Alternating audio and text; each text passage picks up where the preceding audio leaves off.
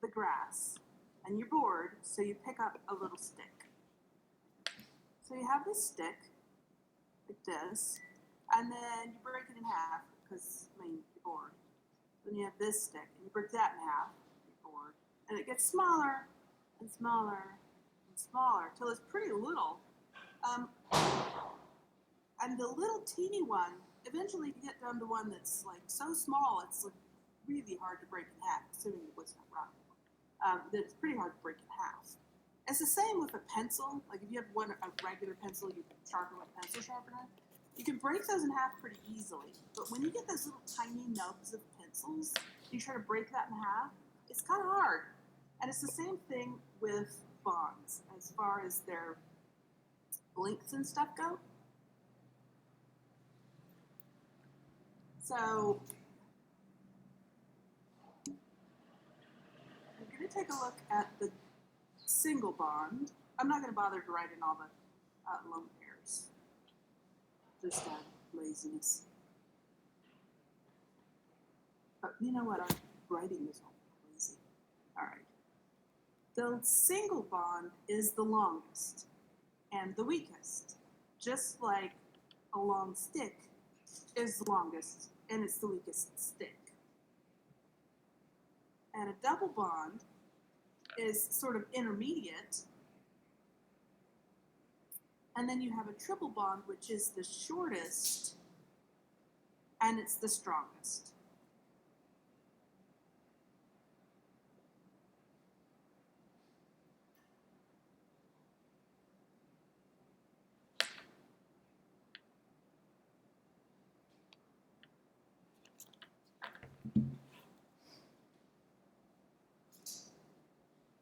You could almost kind of think of it as a concentrated bond, which sounds a little weird, but let's say you're making Kool-Aid. Better yet, let's say you're with a child who is 4, and you give them water in a pitcher, or what would make more sense, water in a glass, and one of those instant Kool-Aids, where you just put the scoops of Kool-Aid in there and it makes Kool-Aid without having to add sugar. If you give it to a child, one of two things will happen. And you ask them, make me some Kool-Aid. So what's going to happen is either they're going to really like the Kool-Aid powder and put in a whole bunch, or they're going to think that, well, since you're an adult, you don't like Kool-Aid very much. It's got sugar in it. So they'll put in a teeny tiny itty bitty bit. Right? So the itty bitty bit would be more like this. It has less Kool-Aid, just like the longest bond has less electrons. And it's kind of weak. And then the other option is they might love it and put in a ton of the sugary stuff. And then that would be concentrated. And it would be kind of like this bond is concentrated in that it has the most electrons. So each one of those lines just represents 2 electrons. So with a single bond, that's 2 electrons. A double bond is 4 electrons, and a triple bond is 3 electrons. A lot of times you'll see a triple bond on nitrogen. Sometimes from nitrogen to carbon. What else will you see it on?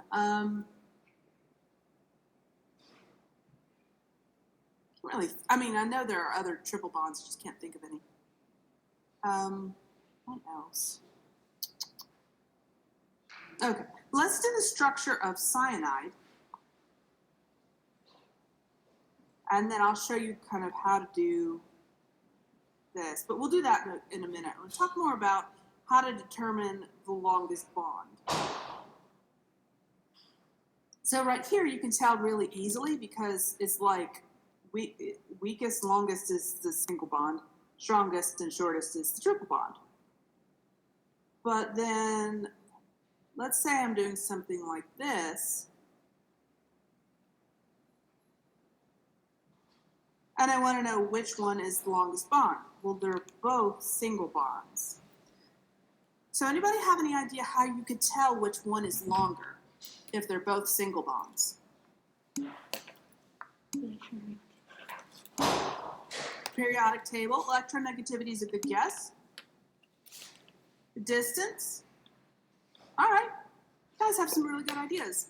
So this is what I would say. The first thing is when you're looking at a series like this, all your carbons are the same size, right? Whatever size they are, they're the same size. But the oxygen and sulfur are not the same size. So looking at which one has the longest bond, you would look at them to see which one has the largest atomic radius. So looking at a periodic table, I believe on the periodic table sulfur is right below it, but let me look up to make sure. I know it's in the same column, I just want to make sure it's right below it.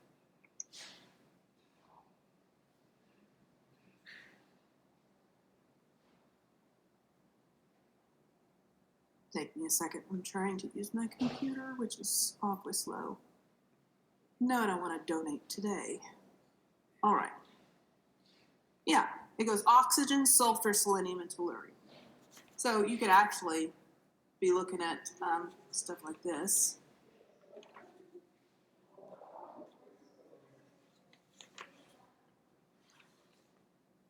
What?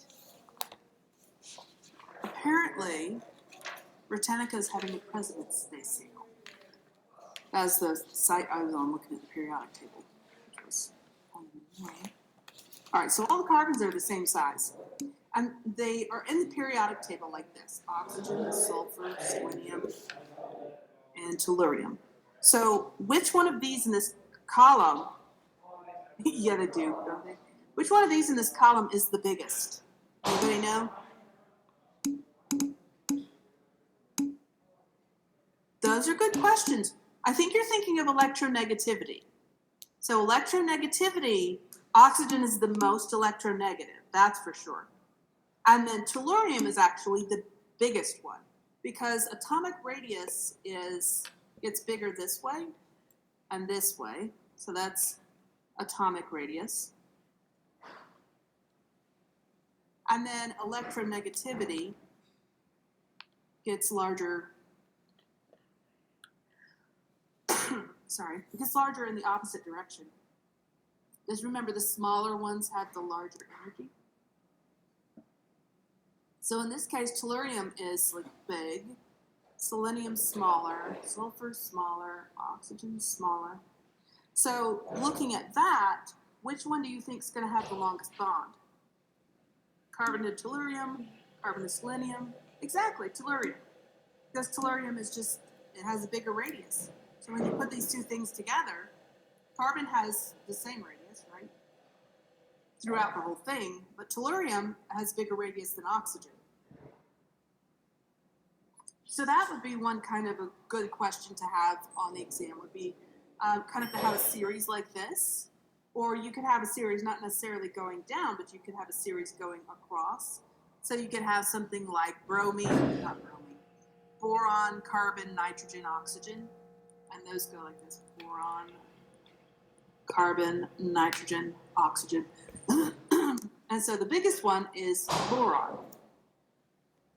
So knowing that this is a C, knowing that the biggest one is boron, then if they were all connected to the same atom, then whatever that atom was connected to boron would be the longest bond.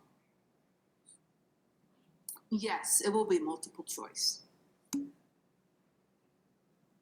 All right. Okay, so what else? Oh, I know there was one question that a lot of people were emailing me about. So I want to go over that because it didn't go over it in the book at all. Surprising, right? I'm just kidding. Okay. It was something like this. I can't remember exactly. Something like, oh gosh, I could just remember it. I think it was, what was it? No, that wasn't it. H, N, N, N. Did you have one like that on the homework? Something like that?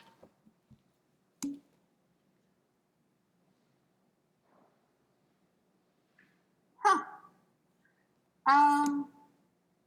Well, I would say because hydrogen is explosive, so it would probably be a bad idea to just to inhale hydrogen. It might do the same thing to their voice, but it is explosive, so. HNO2. Okay. All right, so we'll do this one first, and then I'll do the HNO2. So it gives you a skeletal structure, and then it says something like, finish the Lewis dot structure, or where do the bonds go, or something like that.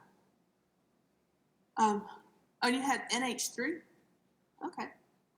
All right, so doing this, basically they're getting you to do a Lewis dot structure, but they've already given you which ones are in the middle by giving you the skeletal structure. So still, the first thing to do is count up the valence electrons. So we have 3 nitrogen. Nitrogen has 5 valence electrons each. We multiply that by 3 because there are 3 nitrogen. So that's 15. And then hydrogen, we've just got one of those. So it's got 1 valence electron, so that's 16 total. So doing this, you have to count up how many are used in the bonds. So looking at the bonds, there are 2, 4, 6.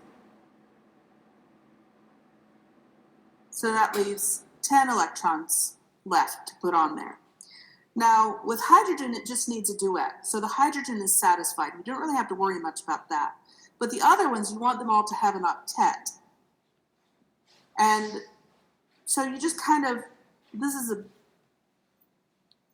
probably a little frustrating, but you kind of guess where the electrons go to start with. So I know that the nitrogen right here, this one, has 2 bonds. So it has 4 electrons around it. So I'm going to guess I'm going to put 4 more, right? And then that leaves me 6. Well, I know the one on the end has only got 2, so I could put like that. But the one in the middle does not have 8. So what we could do is we could make a double bond here and here, and then see how that works out.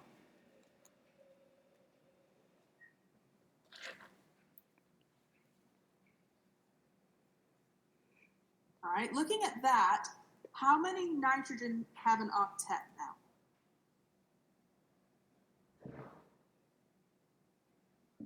So it's 1 to 3. All of them, exactly. So this looks like a pretty good structure. There might be other structures that you could draw, and then you want to kind of choose which one is the best, and I'll show you how to do that. Yeah, actually, that's what I'm just going to do right now. Okay, so looking at the structure, if you had multiple types of structures that gave you something similar, and you wanted to calculate, or you wanted to determine which one was the best, then you have to calculate formal charge. So let me clear this for a second, and I'll draw it again.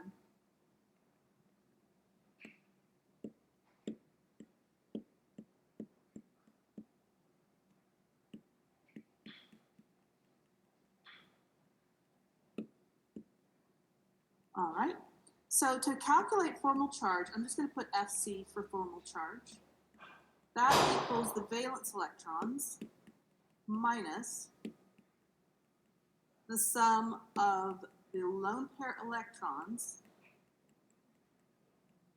not the lone pairs, but the lone pair electrons, right? Plus, so those, plus the bonds. Now, looking in some textbooks, instead of it saying bonds, it might be lone pair electrons plus half the electrons in bonds. Let's take a look at this kind of a bond. All right, if you're looking at how many bonds there are, that's 2 bonds. If you're looking at half the electrons in the bonds, there are 4 electrons in the bonds. Half of them is also equal to 2. So either way they write it, it's the same number, right?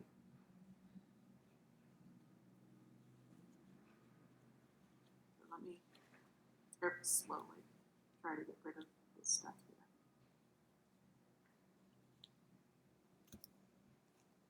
How would they didn't make a better eraser on this thing? That would have been awesome. You know what? I'm just going to start over.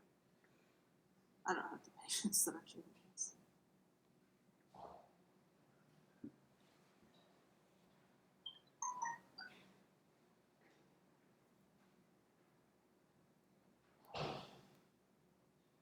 All right. So it's formal charge equals valence minus lone pair electrons plus bonds. All right, so looking at hydrogen, what's hydrogen's valence? How many? Yeah, so it has one valence electron. How many lone pairs are on hydrogen? Or how many lone pair electrons? Correct, none. And how many bonds does it have? One. All right, so basically it's 1 minus 1, and that's 0. So we'll put a 0 for hydrogen. Now, all three of the nitrogen are different, so we're going to have to calculate them all. Sometimes you may see two hydrogen that are identical. If they're identical, you only calculate it once, but here all three are different with the number of lone pair electrons and bonds and such. So we'll go to the very next one right next to hydrogen. So it looks basically like this. So we're looking at that one. So what is the valence for nitrogen? 5. How many lone pair electrons? 2, correct? It has one lone pair, but it has 2 lone pair electrons. And how many bonds does it have? 3. So that's 5 minus 5, so that's 0. So we'll put a 0 on nitrogen. So we're going to do the next nitrogen, which just looks like this. Okay. So again, it has 5 valence electrons. How many lone pair electrons this time? 0. And how many bonds does it have? 4. Oops. So that's 5 minus 4, gives you plus 1.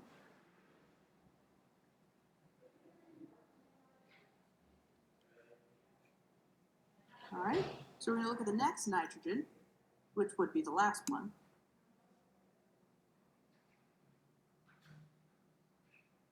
So it's got 5 valence. How many lone pair electrons?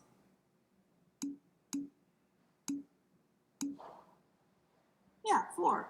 And Casman says, do you have to write plus or can you just say 1? You can just say 1, but normally with it being a charge, normally people put a plus 1. All right, so that's 4 lone pair electrons. And how many bonds?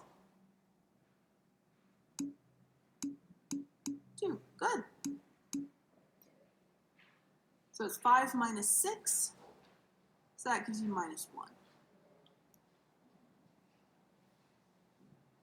All right, so I'll put a minus 1 there.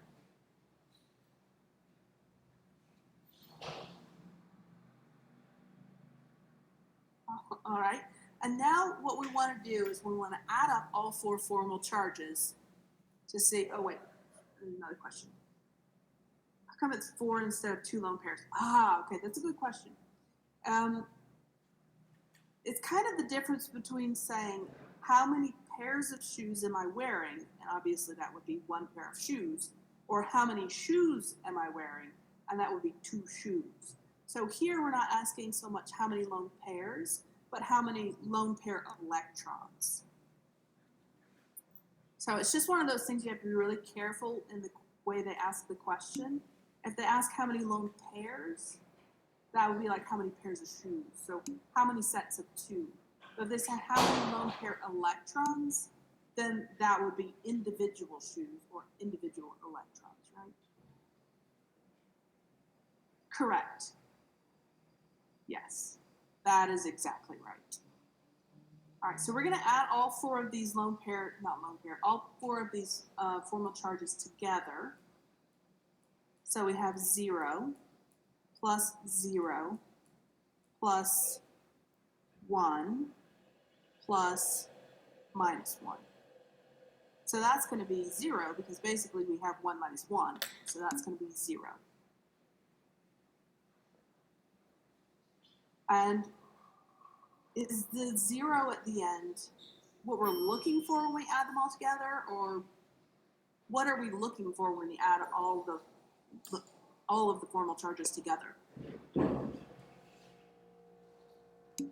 What we're looking for is we want to have the same charge as the molecule does. So in this case, here, it had a neutral charge, right? So when we add all the formal charges together, that should equal 0.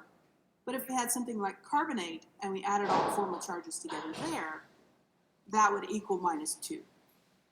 Because the charge on carbonate is minus 2. Yeah, that works. Counting the dots.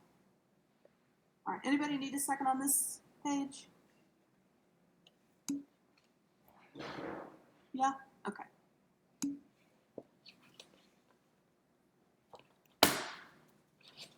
Good, good, good.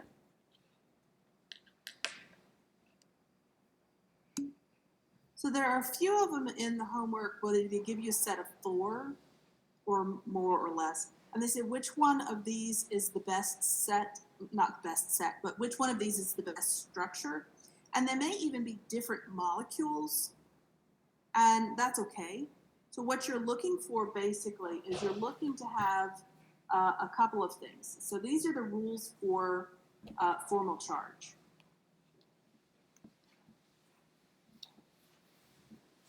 One, you obviously calculate them. And then 2, you want to compare them. And then 3, you want to add them. And what you're looking for when you calculate them is you want, to basically just use the formula for formal charge. When you compare them, you want the lowest formal charges. And you want any negative charge on the most electronegative atom.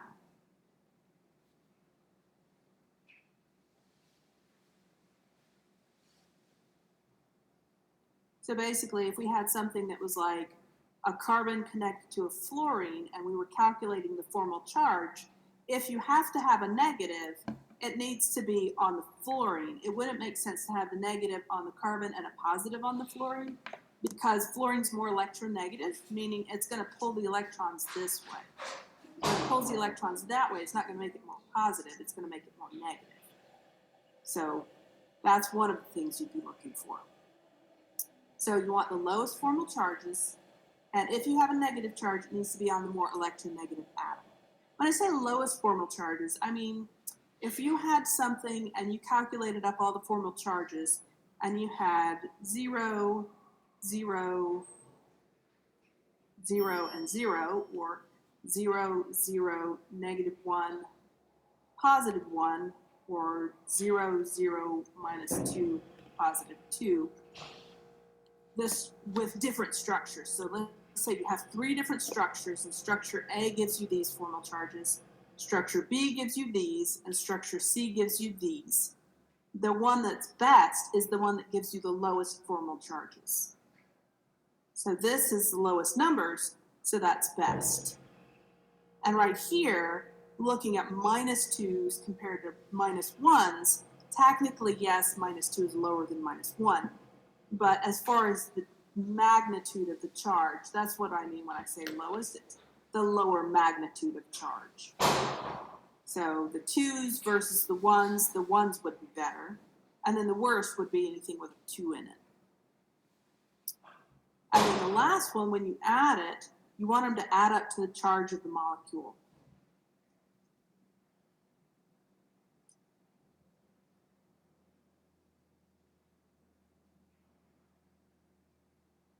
You can also do it for polyatomic ions, though.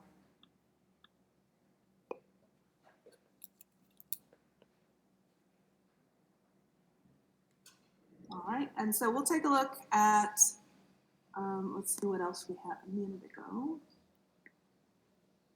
It's not going to let me go back up to see any of that. Let's see. What does this button do? Yeah, I have no idea. Probably better not press it.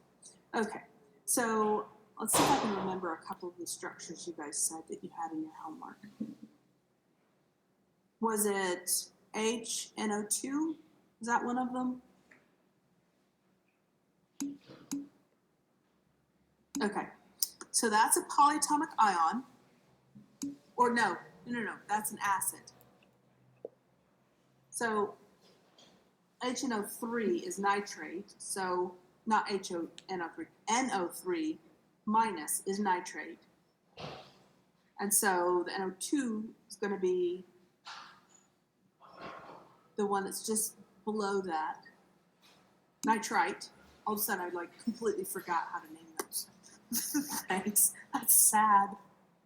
I'm going to test you on it. I'm going to be like, guys, I don't know if you're right or wrong. I don't remember these. Wouldn't that be horrible? That would be so sad. Okay. So anybody need a second on this right here? Everybody's good on this? Okay, cool. All right, so we will do nitrite.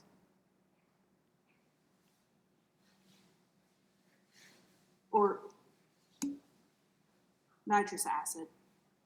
All right, so we don't have a negative charge there. So that's HNO2. Let's see. Yeah. I'll be glad to do that one. All right, so with this, what structure did they give you? Did they just give you the formula, or did they give you the structure, or what all did they give you for this one?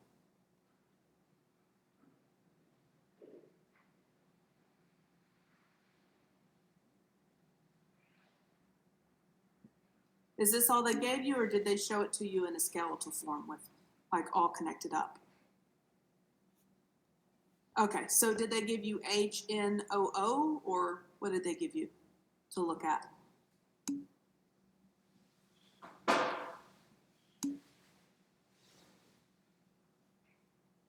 HNNO. No, that can't be right, because it's HNO2. We'll go with HNOO. I think. No, it'd probably be HONO, I think. Oh gosh, class is over. Darn. Okay. So, goodness gracious. I will show you really quick kind of how to do this and what to do with nitrate. Yeah, I know. I noticed a lot of people were leaving, and I'm like, oh, I'm leaving. I thought, well, maybe that's because we're reviewing stuff. And I thought, no, you better check the time. Okay, cool. All right, so we're going to count up valence electrons. And hydrogen is 1. And nitrogen is 5. And oxygen is 6. Gosh, as everybody leaves, it's popping up in front of my screen. 6 times 2. All right, so that's 12, and 5 is 15, and 1 is 18. So we're going to do 1, 2, 3, 4, 5, 6, 7, 8, 9, 10, 11, 12, 13, 14, 15, 16, 17, 18. All right, so we've used up all 18, just kind of guessing where to put them. The oxygen next to the hydrogen's got an octet. The nitrogen obviously does not. But if we take these and we make a lone pair, then it will, right? So that's basically what that should look like. And if we were doing formal charges, hydrogen would be 1 minus 0 plus 1, so that's 0. Oxygen is 6 minus 4 plus 2, so that's 0. And then the nitrogen is 5 minus 2 plus 3, so that's also 0.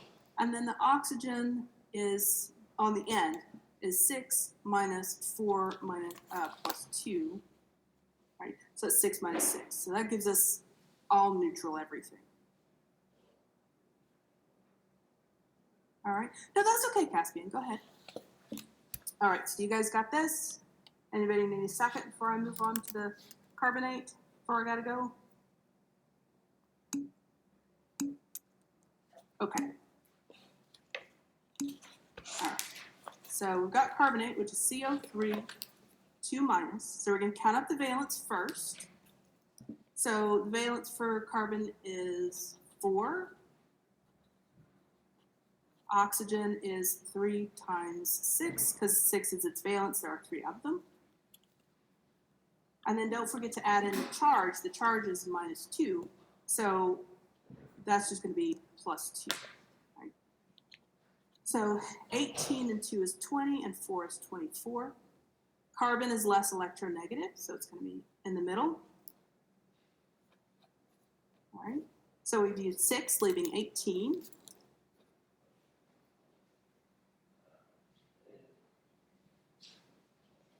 But carbon doesn't have an octet, so we're going to take 2 of them and make a double bond. But with this, you would have resonance. So you would have 3 structures. So you have this one, and then you'd have carbon, double bond to the oxygen at the bottom.